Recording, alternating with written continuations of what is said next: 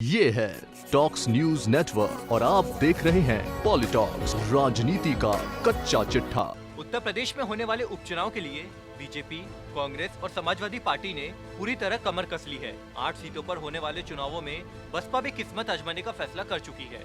वैसे तो बहुजन समाज पार्टी कभी उपचुनाव में सियासी घमासान में नहीं उतरी, लेकिन इस धारणा को पार्टी पिछले साल हुए उपचुनावों में समाप्त कर चुकी है। हालांकि बसपा के पास खोने के लिए कुछ भी नहीं है, क्योंकि इन 8 सीटों में से एक भी उसके कब्जे में नहीं है।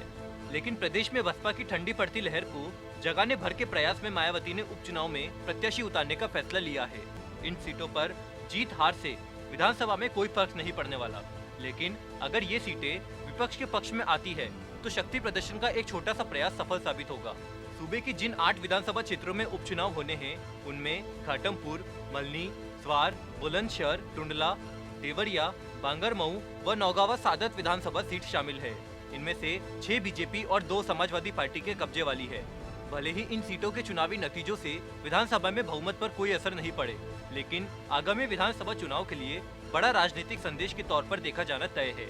इन 8 सीटों पर बीजेपी, कांग्रेस, समाजवादी पार्टी और बहुजन समाज पार्टी के साथ स्थानीय पार्टियों के साथ निर्दलीय भी जी तोड़ पसीना बहा रहे हैं।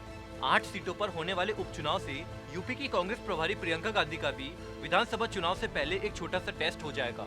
सपा और कांग्रेस उपचुनाव के लिए दिन रात एक कर रहे हैं। दोनों सीटें समाजवादी पार्टी का गढ़ रही है। ऐसे में सपा सोच समझकर उम्मीदवार उतारेगी। इधर कांग्रेस ने भी सभी 8 सीटों पर उम्मीदवारों के चयन के लिए एक कमेटी भी बुधवार को गठित की है।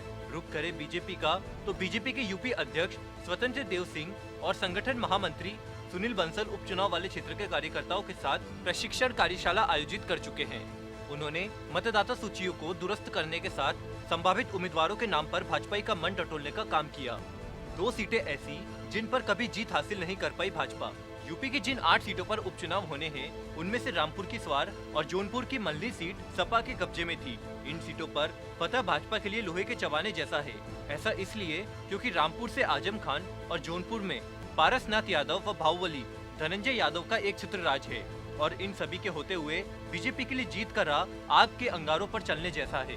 हालांकि पारसनाथ यादव का निधन हो चुका है। ऐसे में उनके परिवार का कोई सदस्य चुनावी मैदान में उतर सकता है।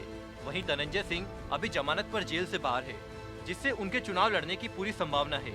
इतिहास गवाह है कि इन दोनों सीटों पर बीजेपी को कभी जीत नसीब नहीं हुई। समाजवादी पार्टी भी फिर से दोनों सीटों पर जीत हासिल करने के लिए कड़ी मेहनत कर रही है। एक सीट पर माना जा रहा है निषाद पार्टी का निश्चित कब्जा। जौनपुर में मल्नी सीट को निषाद पार्टी के खाते में जाना तय माना जा रहा है। जौनपुर की मल्नी सीट पर ठाकुरों और यादवों का बोलबाला रहा है। सपा के पारसनाथ यादव यहां से जीतते रहे हैं, क्योंकि यादव वोट उन्हें एक मुश्त मिलते रहे हैं। हालांकि धनंजय सिंह भी यहां से जीत का परचम फहराने में कामयाब रहे हैं। 2012 में उनकी पत्नी डॉक्टर जागृति सिंह और फिर 2017 के चुनाव में धनंजय सिंह को लगभग 50,000 वोट मिले थे, लेकिन जीत नहीं मिल सकी थी। धनंजय सिंह अभी जमानत पर जेल से बाहर आए हैं और एक बार फिर से चुनावी मैदान में उतरने की तैयारी कर रहे हैं। वे इस बार निषाद पार्टी से किस्मत आजमाना चाहते हैं। धनंजय सिंह 2 बार सपा को हराकर विधायक रह चुके हैं। इन आंकड़ों के आधार पर मल्नी सीट पर धनंजय का कब्जा माना जा रहा है। PoliTalks bureau, UP. ये है टॉक्स न्यूज नेटवर्क और आप देख रहे हैं पॉलिटॉक्स, राजनीति का कच्चा चिट्ठा।